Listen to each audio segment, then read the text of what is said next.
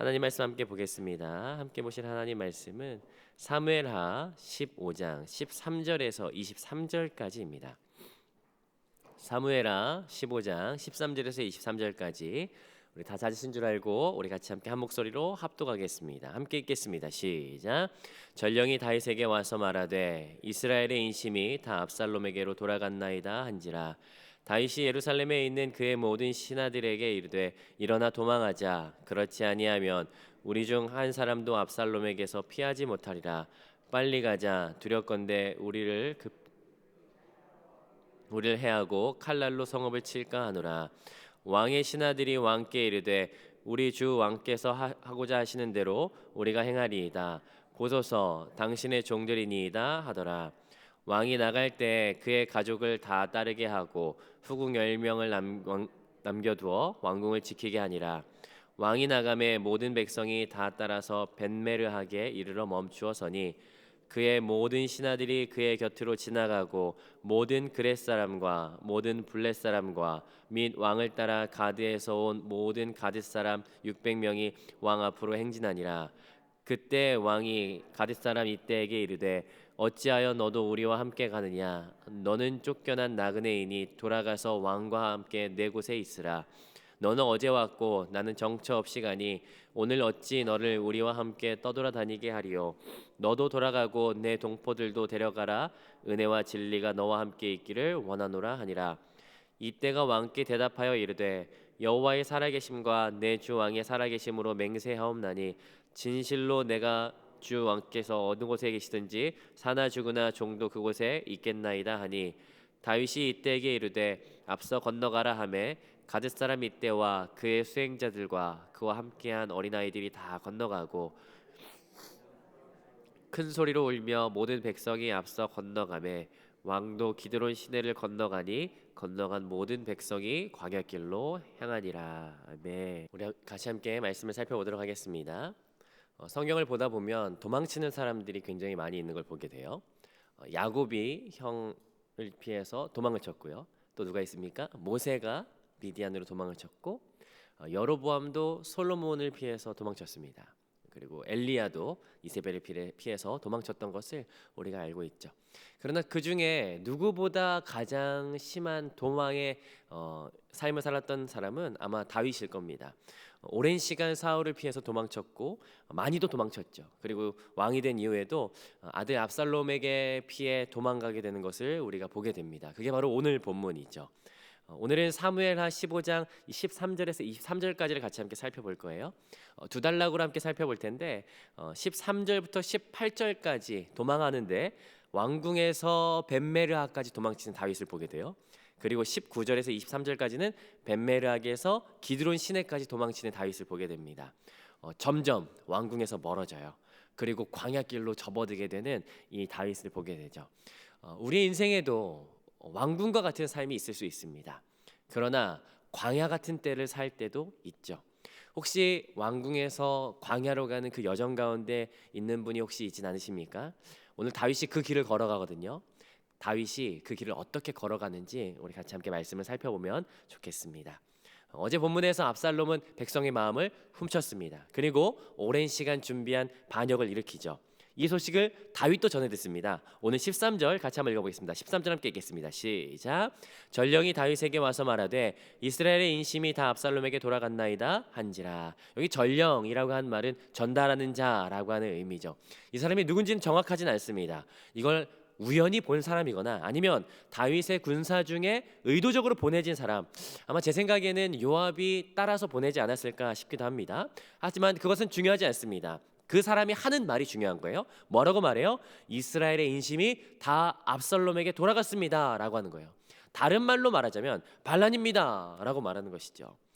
그러자 지금까지 다윗이 보여준 모습은 굉장히 수동적이었어요. 압살롬이 뒤늦게 서원제사 드리러 간다고 하는데도 그냥 다녀오라고 하는 등 굉장히 수동적이었는데 이 소식을 듣고부터는 아닙니다. 다윗이 달라져요. 어떻게 달라지는지 보겠습니다. 14절 같이 읽어봅니다. 시작.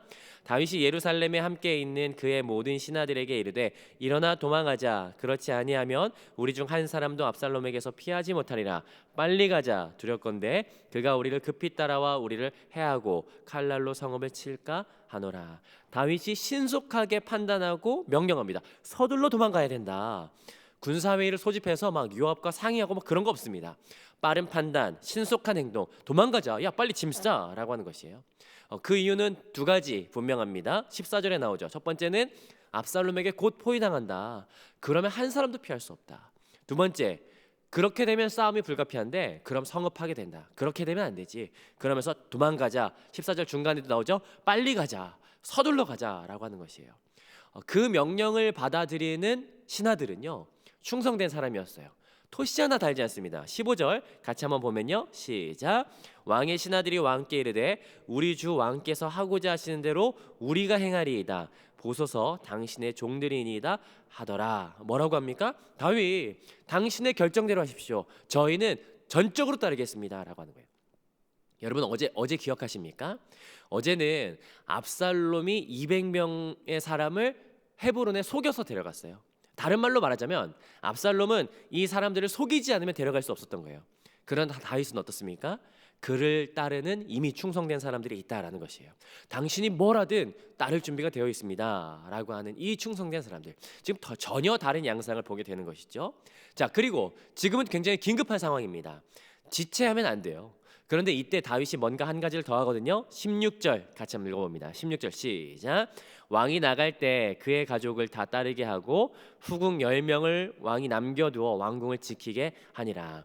왕이 궁에 있던 10명의 여인을 왕궁에 남겨둔 거예요. 목적은 분명하죠. 왕궁을 지키는 목적입니다. 비전투 병력인 여인들로 하여금 아마도 시간을 추격하는 압살롬과 도망치는 그 다윗의 그 시간의 간격을 조금 더 벌어보고자, 지연시키고자 하는 그 전략이 아닐까 싶습니다. 물론 이 후궁 10명을 남겨둔 것 때문에 뭐 잘못된 일이다라고 하는 그런 해석들이 많죠. 그러나 탁월한 다윗의 면모를 볼 수 있는 거예요. 다윗은 이제 전혀 어수룩하지 않아요. 정확하게 판단하고 정확하게 지휘하는 지휘관으로서의 면모가 지금 보여지게 됩니다. 자, 그렇게 우르르 도망치는 장면이 여기 등장하는데 본문에는 나타나지 않지만 아마 약속돼 있었던 게 있었던 것 같아요. 우르르 나가지만 어느 한 지점에서 우리가 다 같이 모이자라고 했던 것 같아요. 그 장소가 17절 같이 한번 보겠습니다. 17절 함께 읽습니다. 시작. 왕이 나가매 모든 백성이 다 따라서 벤메르하게 멈추어 서니. 어디에 모였어요? 벤메르하게 멈춰섰어요. 벤메르학이라고 하는 이름 자체는 멀리 떨어진 집이라고 하는 의미를 가지고 있습니다. 세번역 성경에는 먼 궁이라고 해석을 했거든요. 아마도 유사시를 대비해서 안전이 확보되어진 전열을 가다듬고 재정비할 수 있는 그런 장소였던 것 같습니다. 혹시 모르죠. 물자가 비축되어 있거나 아니면 무기들이 보관되어 있을 그런 장소가 아닌가 싶습니다. 이곳에 도망쳐 나온 다윗과 신하들이 함께 모여 있는 거예요. 아마 부랴부랴 나왔을 거예요. 간단한 짐만 챙기고 빨리 가야 되니까 부랴부랴 나왔을 겁니다. 그런데 도망에 함께한 사람들을 이제 거기에서 모여서 보게 되는데 누가 있는지 봅니다. 18절 같이 한번 보겠습니다. 시작. 그의 모든 신하들이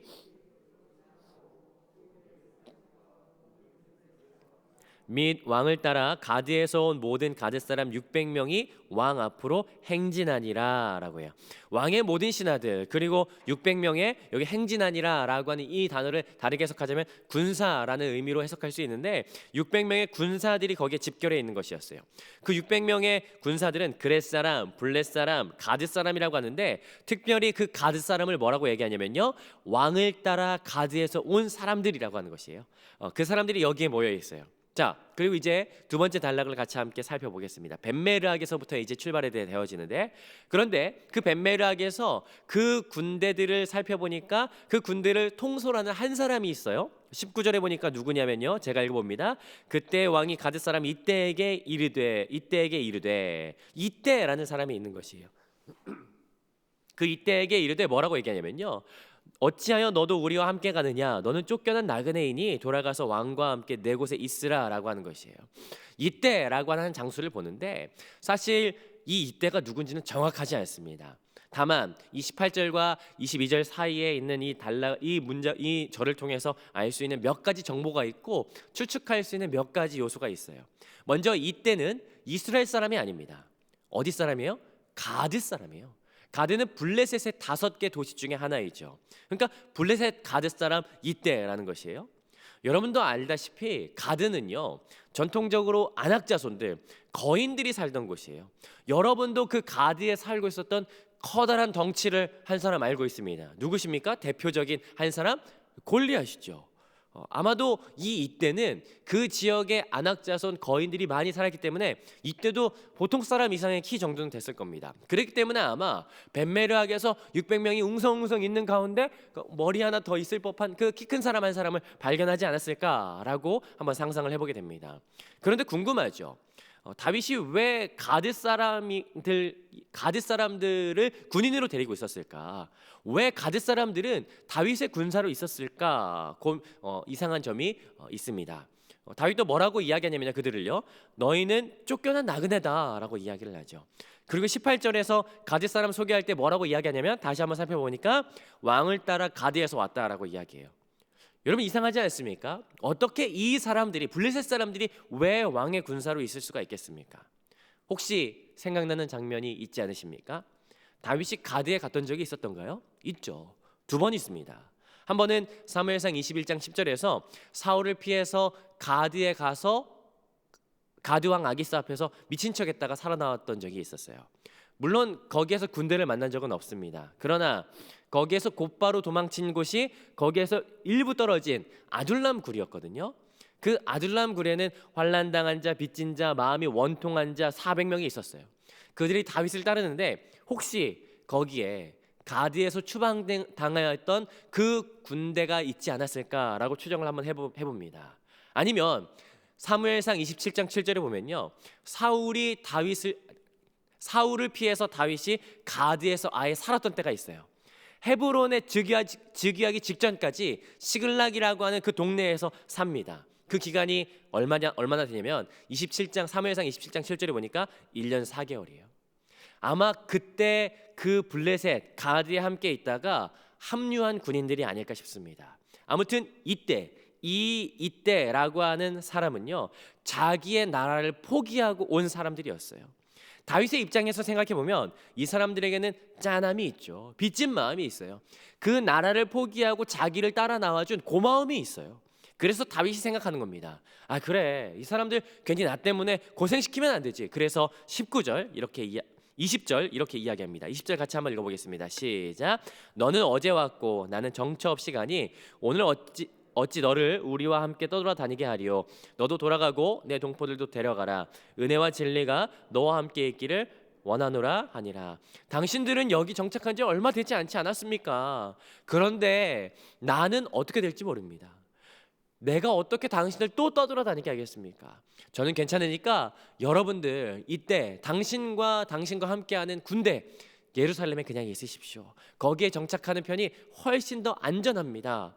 하나 더 축복하는데 뭐라고 이야기해요? 은혜와 진리가 당신과 함께 있기를 원합니다라고 이야기해요. 특별히 은혜와 진리라고 하는 진리라고 하는 말은요, 축복은요, 약속을 지키시는 하나님, 신실하셔서 자기 백성을 끝까지 지키시는 그 하나님을 이야기하죠. 다윗이 이때를 축복하는 것이에요. 여러분 생각해 보시겠습니까? 쫓기는 입장이에요. 여차하면 전투가 불가피합니다. 한 사람이 아쉽죠. 특별히 가드에서 온 그 출중한 장수라면 더더욱 아실 수밖에 없습니다. 그런데 다윗은 어떻습니까? 그 긴박한 상황 속에서도 정말 절박한 상황 가운데서 품위를 잃지 않아요. 이때의 삶을 존중하고 이때의 미래를 걱정해 줄 아는 그 멋진 모습, 여러분 이게 다윗의 리더십이지 않나 싶습니다. 그러자 이때가 다윗에게 그렇게 대답합니다. 21절 같이 한번 읽어보겠습니다. 시작. 이때가 왕께 대답하여 이르되 여호와의 살아계심과 내 주 왕의 살아계심으로 맹세하옵나니 진실로 내 주 왕께서 어느 곳에 계시든지 사나 죽으나 종도 그곳에 있겠나이다 하니. 이때가 이렇게 얘기하는 거예요. 제가 당신과 함께 가겠습니다. 하나님의 살아계심과 당신의 살아계심을 두고 맹세합니다. 전 당신과 함께 할 겁니다. 여러분 다윗이 이 말을 들었을 때 어땠을지 잠시 한번 상상해 보지 않으시겠습니까? 도망치는 중이에요. 위태한 상황이에요. 이들이 얼마나 처절하고 얼마나 애처롭냐면요, 23절에 이야기하거든요. 23절 제가 읽어볼게요. 온 땅 사람이 큰 소리로 울며, 그러니까 가면서 우는 거예요. 얼마나 비참합니까? 모든 백성이 그 기드론 시내를 건너갈 때 울며 가는 거예요. 그리고 23절 말하죠. 모든 백성이 광야길로 향하니라. 기드론 시내는 예루살렘의 경계를 의미하죠. 거기를 건너가면서 이제 정말 가는구나 우는 거예요. 그 앞에 있는 광야길. 그런데 그 상황 가운데서 이때가 이렇게 얘기하는 겁니다. 여호와의 살아계심을 두고 맹세합니다. 당신이 계신 곳에서 저도 사나 죽으나 함께 있겠습니다. 여러분, 이 말 들을 때 다윗이 어땠을까요? 마치 절망에 빠졌던 그 나오미, 두 아들을 잃고 남편을 잃어서 아무것도 세상에 소망이 없는 그 나오미가 터덜터덜 걸어갈 때 그때 룻이 그렇게 이야기하지 않았습니까? 어머니가 계신 곳에 나도 있고 어머니의 백성이 나의 백성이고 어머니 하나님이 나의 하나님입니다 라고 했던 그 고백처럼 그 동일한 고백을 지금 이때를 통해서 다윗에게 하나님께서 들려주시는 것 아니겠습니까? 여러분, 이제 왕궁은 돌아갈 수 없어요. 이제 등 따시던 왕궁은 끝이 났어요. 이제 그 앞에 광야길이라고 하는 내리막길이 시작되는 것이에요. 여러분 아시다시피 광야는 아무것도 없습니다. 생명이 살 수 없는 공간이고 풀도 마르고 꽃도 시드는 그런 곳이에요. 그러나 마치 하나님께서는 이때가 품은 그 소망을 통해서 광야길에서도 피난길에서도 다윗을 지킬 것을 말씀하시는 것 같습니다. 여러분 혹시 이때라고 하는 이름의 뜻을 알고 계십니까? 아마 이때는요 본명이 아니었던 것 같아요. 왜냐하면 이때라고 하는 이름은 하나님이 계신다, 하나님이 존재하신다라고 하는 이름의 뜻이거든요. 아마 다윗을 따라 나서며 가드를 버리고 또 가드의 신들을 버리고 다윗을 따라 나설 때 그도 하나님을 섬기는 자가 됐던 것 같아요. 여러분, 그런데 이 비참한 상황 가운데, 이 광야 길 가운데 이때라고 하는 이름은 또 다른 의미로 다가오게 됩니다. 하나님이 계신다라고 하는 그 이름이요, 22절 보니까 다윗의 앞서 건너가요. 이 행렬에 가장 앞서서 건너가는 게 이때예요. 모든 군대를 뒤에 이끌고 이때가 가장 앞서서 가는 것이에요. 달리 말하자면 하나님이 계신다라고 하는 소망이 가장 앞서가고 있는 것이에요. 마치 이스라엘 백성이 광야를 걸어갈 때 가장 앞에서 하나님이 계시다라고 하는 상징적인 의미로서 구름 기둥과 불 기둥이 가장 앞서갔던 것처럼 하나님이 계신다라고 하는 그 고백이 이 다윗의 행렬 가운데 가장 앞서서 가는 것이에요. 사랑하는 성도 여러분, 혹시 여러분 광야의 길을 걸어가고 계십니까? 혹은 너무나도 춥고 어두운 긴 터널을 지나가는 분 혹시 있지 않으십니까? 내가 내 왕궁을 뒤로 하고 이제 고난의 길로 접어드는 분이 혹시 있지 않으십니까? 아니면 다윗처럼 믿는 도끼에 발등 찍혀서 괴로워하는 분 혹시 있지 않으십니까? 여러분, 그러나 광야길을 걸을 때 기억하십시오. 잊지 말아야 될 것은 가장 앞서 가야 되는 그것은 하나님이 여기 계신다라고 하는 소망이 앞서간다라는 사실이죠. 여러분, 하나님이 여기 계십니다. 그리고 그 하나님이 계신다라고 하는 그 고백은 우리의 앞서 걸어가고 있는 것이에요. 우리가 하루의 삶을 살아갈 때 우리 이 말씀을 놓치지 마십시다. 우리의 앞서 이때가 걸어가고 있다는 것을 여러분 기억하십시다. 하나님이 우리의 앞서 걸어가세요. 우리가 절망의 길을 갈 때, 절망의 수렁을 통과할 때에도 여전히 우리의 앞서 걸어가고 있는 것은 바로 이때 하나님이 계신다라고 하는 위대한 소망인 것이에요. 그러므로 우리가 험난한 이 길을 걸어갈 때 여러분 절망하지 말고 낙심하지 말 것은 하나님이 내 앞에 함께 계시다라고 하는 것, 그 사실이 우리에게 큰 위로가 된다라는 사실입니다. 여러분, 오늘 하루를 살아가시며 이 위로가, 이 은혜가 우리 가운데 있었으면 좋겠어요. 하루의 삶을 살아가는 것이 얼마나 고되고 힘든 삶이십니까? 한 치 앞도 예측할 수 없죠. 자녀들, 내 재정, 내 미래 한 치 앞도 예상할 수 없습니다. 그러나 다윗의 그 절망적인 상황 가운데서도 이때가 먼저 그 앞을 걸어갔던 것처럼 하나님이 계신다라고 하는 그 소망이 우리의 앞서 걸어가야 할 것입니다. 오늘 우리의 믿음이 이 가운데 있었으면 좋겠어요. 하나님이 계시고 하나님께서 내 앞서 행하심을 믿으며 의지하며 나아가는 것이에요. 그래서 나의 믿음이 연약할 때에도, 그리고 폭풍 가운데 있다 할지라도, 고난 내 영혼이라 할지라도, 세상 친구들이 나를 버려도, 능치 못한 것이 내 앞에 있다 할지라도 하나님이 앞에 계신다라는 그 사실로 인하여 위로와 평안을 누리시는 저와 여러분의 인생이 되시기를 주님의 이름으로 축복합니다.